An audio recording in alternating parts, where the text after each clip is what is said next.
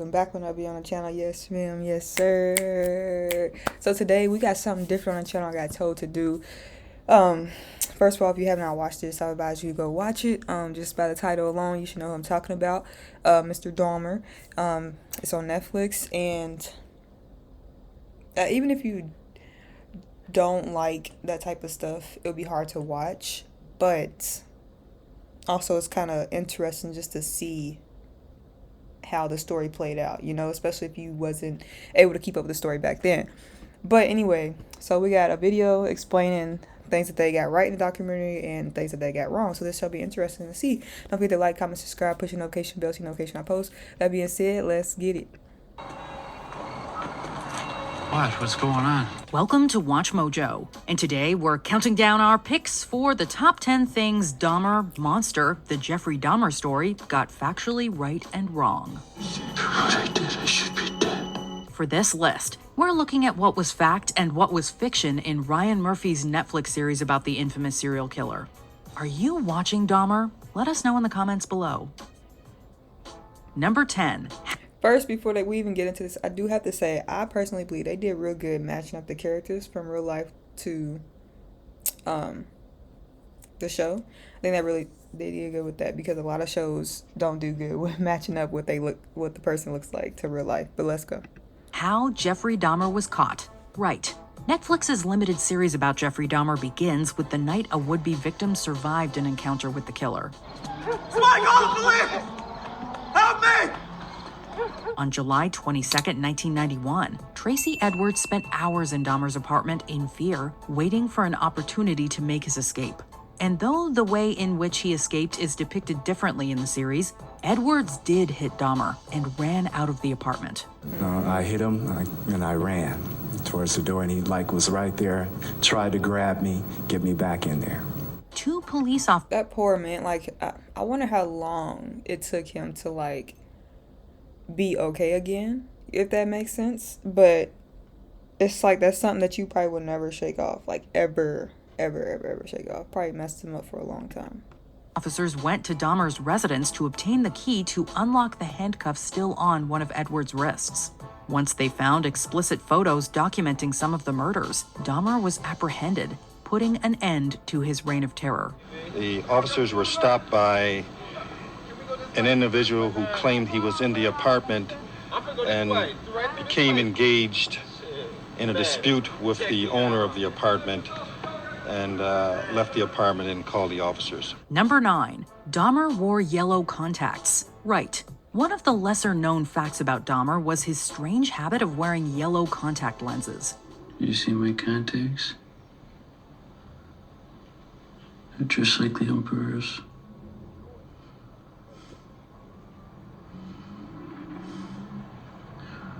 Got him at a costume shop in Kenosha.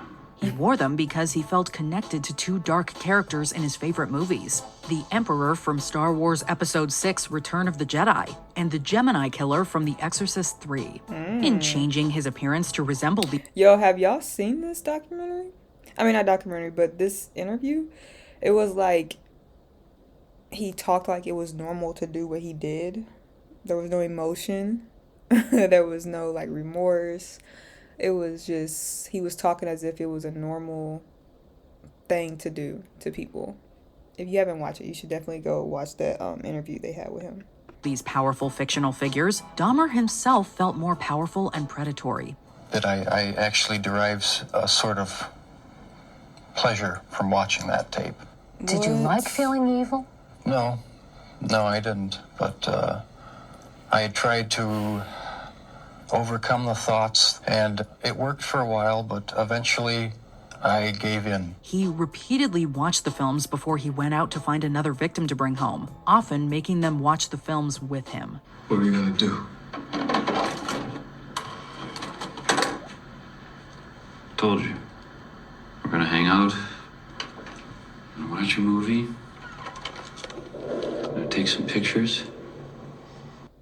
I've been getting paid $1,000 a month, if not more, just from this app on my phone. And I don't know if you can see this, but it's... I'll pay you. Tracy Edwards also testified that while playing The Exorcist III, Dahmer was chanting and rocking back and forth. It was like a slow slur, like, some of that nature, some close like that, I'm not sure. Did it keep on for a period of time? Off and on throughout the ordeal. Number 8. How Ronald Flowers survived. Wrong.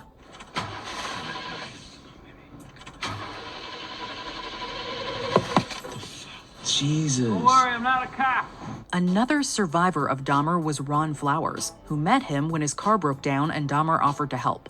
He took him to his grandmother's West Allis residence and drugged his coffee. But Dahmer is interrupted when his grandmother sees that something is wrong with the young man. You should take that young man to a hospital. What? He's just a little wasted, Grandma. So obviously, if you have not seen it, there's going to be some spoilers in here. But it's definitely worth it for when you do see it, so you kind of know, like, oh, okay, so this part was mentioned in the video, da-da-da-da. Y'all get the drift. Not have some stranger dying in my house. He'll be fine. Just let him sleep it off. Jeez. No. Something is not right here.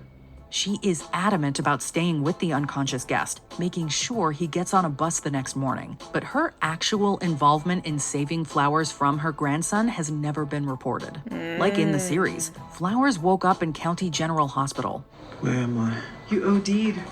You're lucky to be alive. But what isn't mentioned is that he was also covered in abrasions and believed he might have been assaulted. He later testified that he didn't know how he got there, though the series provides a fictional scenario.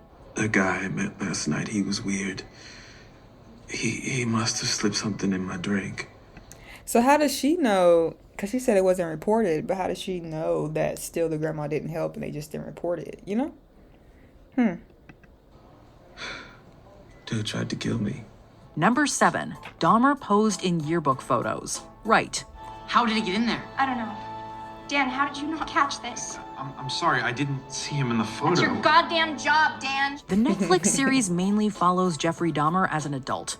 But a flashback to him in high school shows him sneaking into a yearbook picture for the Honor Society, despite not being a member. Yes, he actually did this, and his face was subsequently blacked out of the photo. My Friend Dahmer, both the graphic novel and its film adaptation, go further into the prank and the other club photos he infiltrated. Excuse me, what do you... Oh, no. Is that really necessary? Former classmates have described how his bizarre behavior in school quickly went from entertaining to concerning, given his heavy drinking. And I remember sitting next to him in a Oh, so we done pulled up classmates. Everybody got something to say, huh? That's crazy. first period, I believe, history class, and he had a styrofoam cup of scotch, I believe it was scotch. Dang. I remember saying, "Jeff, what is that?" And he threw his head back and he shook it and he said, "It's my medicine." Number 6. Dahmer killed Dean Vaughn. And to me, what I feel like what was so sad is his dad. Sorry, another spoiler alert. His dad knew, you know? And it's like his dad, because you gotta think back then, it wasn't really a lot of mental health resources. Like, a lot of people didn't believe in mental health. It was more like, get your shit together, like, let's, like, focus. You know what I'm saying? It wasn't like, okay, let me actually give you some resources. Like, this is normal. And it's like, his dad knew, because it stemmed from the mother, at least how I portrayed in the show. And the dad noticed it. He knew something was, like, wrong. But it's like he wanted like him to seem like it was normal. That could be my opinion, and y'all could disagree or agree, but let me know in the comments. And it's just sad, because it's like, and it's also scary to let you know, like, how far your mental health can go, like, if you don't take care of it. Hopefully that makes sense. Wrong. In episode 7, Glenda Cleveland meets Dean Vaughn, a new resident of the Oxford Apartments. Sorry I snapped on you. You gotta be careful in this neighborhood. Well, I'm a good guy. Scout's honor. She sees him talking to Dahmer in the hall and is visibly concerned. The series doesn't follow through with his story, but it does point viewers in a certain direction. However, Vaughn was really a tenant in the building. He was found strangled in his upstairs apartment in early May 1991. Oh. Dahmer was questioned about the suspicious death before he was arrested, and again when he was eventually caught. Both times he denied knowing him, and no evidence was ever found connecting him to the crime.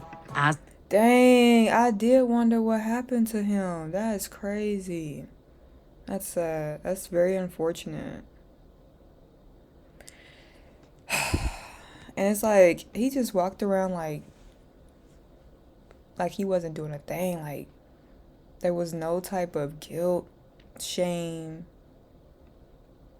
That's scary. That's really scary. You just don't know people, boy. That's scary. And I don't know how these neighbors, who was his neighbors, I don't know how they stayed for so long, you know? Like, how bad they said the smell was. Like, I would have did what I could to get up out of there. As of 2022, the murder of Dean Vaughn is still unsolved. And what about Dean Vaughn? You was talking to him in the hallway, then I never saw him after that. He tried to bring her a sandwich. Number 5, baptized the same day as John Wayne Gacy's execution. Oh, right. For real? So you never done construction work before? No. Well, like I said, it's just stuff around the house, helping my ma, you know. The beginning of the final episode doesn't open on Jeffrey Dahmer, but rather another infamous serial killer, John Wayne Gacy, aka the Killer Clown. In the 1970s, Gacy took the lives of more than 33 young men in Illinois until he was arrested in December 1978. Gacy was the epitome of evil.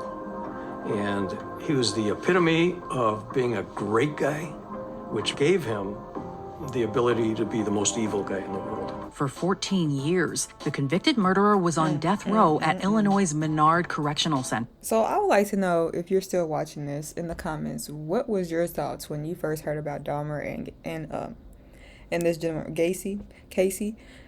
What was y'all's thoughts? Especially if you was born during that time and you was knowledgeable of like what was going on, you know?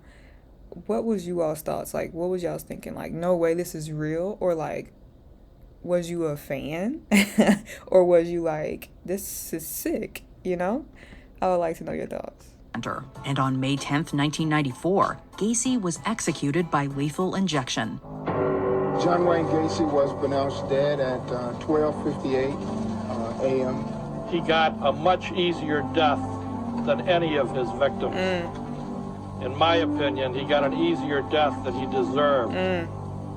But the important thing is that he paid for his crimes with his life. Meanwhile, in Wisconsin, Dahmer was being baptized by Minister Roy Ratcliffe. And, as it's briefly mentioned in the series, a partial solar eclipse also occurred that day.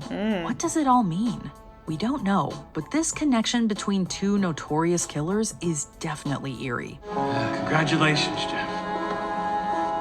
You saved. Interesting. I chose ACE because the educational material is the absolute best. When I became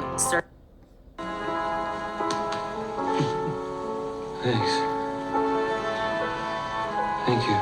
Number 4, victim impact statements. Right. I would like to say to Jeffrey Dahmer that he don't know the pain, the hurt, the loss, and the mental. And if you watch the show, you know whose mother she is. And that episode was the saddest. Well, they're all sad. You know what I'm saying? They're all sad. But that in general was just heartbreaking. Like, it was like, you, like, just evil. Like, you're just pure evil. Because, like, you shouldn't do it in general. But this particular, I can't remember this guy's name, but like I said, if you watch the episode, you know who this guy was. And it was heartbreaking. That was really hard to watch.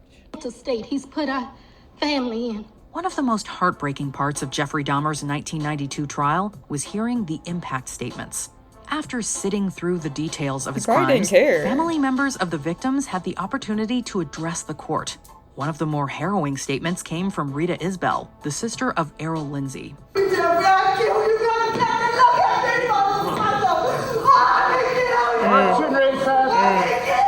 The series recreates, as she should have been. That's exactly the emotion she should have had. Like,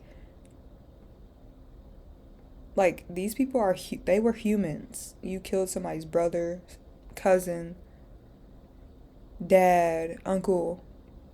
It's the emotionally charged moment with actress Deshawn Barnes, who embodied the palpable pain, anger, and sadness of Isabel in her performance. Now, I don't want to ever have to see my mother go through this again. Never, Jeffrey! Jeffrey, I hate you! And Dahmer's own statement took a lot from the real-life one. That I did what I did, not for reasons of hate. I hated no one. Number 3, Glenda Cleveland lived at the Oxford Apartments. Wrong. In the series, actress Niecy Nash plays the role of Glenda Cleveland, a woman who is often overlooked in the Jeffrey Dahmer case. She interacts with him, mostly to complain about the smell and noise coming from his apartment through her vent. I ain't gonna hold you. I didn't think she was gonna make it. I thought Jeffrey was gonna get tired of her. And then whop, 1, 2, the next day, she in the fridge. But that's not funny at all. Sorry. But matter of fact, don't even take that seriously. That was rude to say.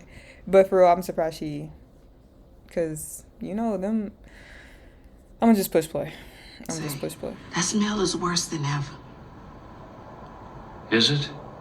The real Cleveland actually lived in the building next to the Oxford Apartments. The character is likely a composite of Cleveland and Pamela Bass, the woman who lived across the hall from Dahmer, who possibly unknowingly consumed human meat given to her by her neighbor. However, Glenda Cleveland did continuously call Milwaukee police after her daughter Sandra Smith and niece Nicole Childress told her about a boy they tried to. And that makes me so mad because it's like, you have people calling in, you have people speaking up, and like literally nothing is getting done. You have police, like on the show, you see the police go over there, check it out. It's like, oh, okay, like he's weird, but let's just leave. Like they had all these different signs, but still didn't do what they're supposed to do. To help. Number 2, Milwaukee police officers returned a victim back to Dahmer's apartment. Right. Perfect example right here. Like, you see a hurt person. In late May 1991, some young women, including Smith and Childress, found Conorak synthesome stumbling in the streets, not in the Oxford Apartments hallway as shown in the series. They called the police to help the very young-looking boy.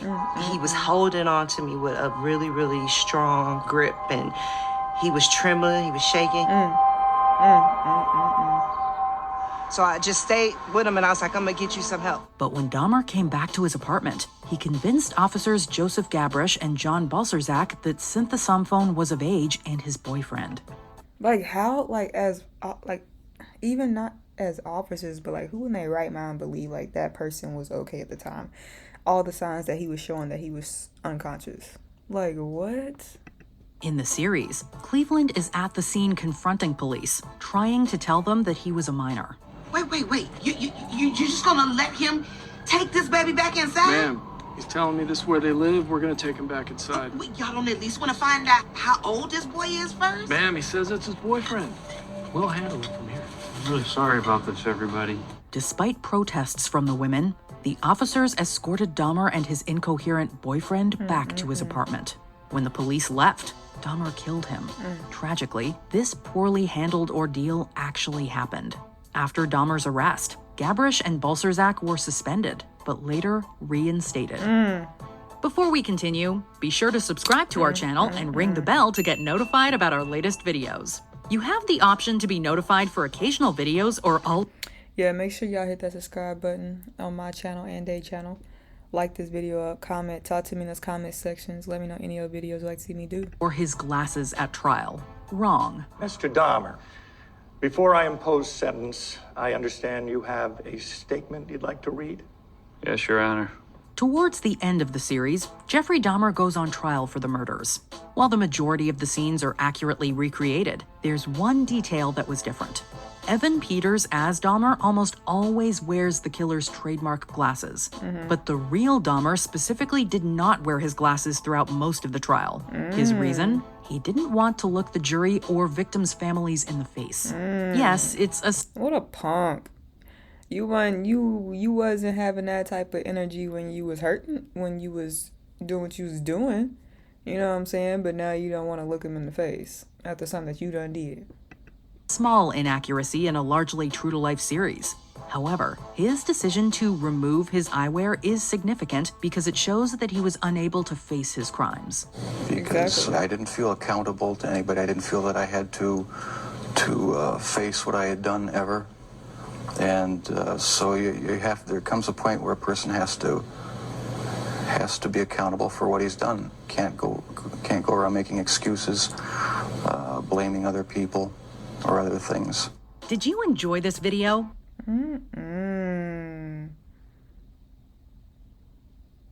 Wow. It's sad, it's scary, it's hurtful. It makes you have all different type of mixed emotions. But prayers to the families who were involved. It's sad that they had to go through that. Well, y'all gotta let me know what y'all think of this video. What y'all thought of Mr. Dahmer. Like, comment, subscribe, notification bell. That being said, see you guys next video.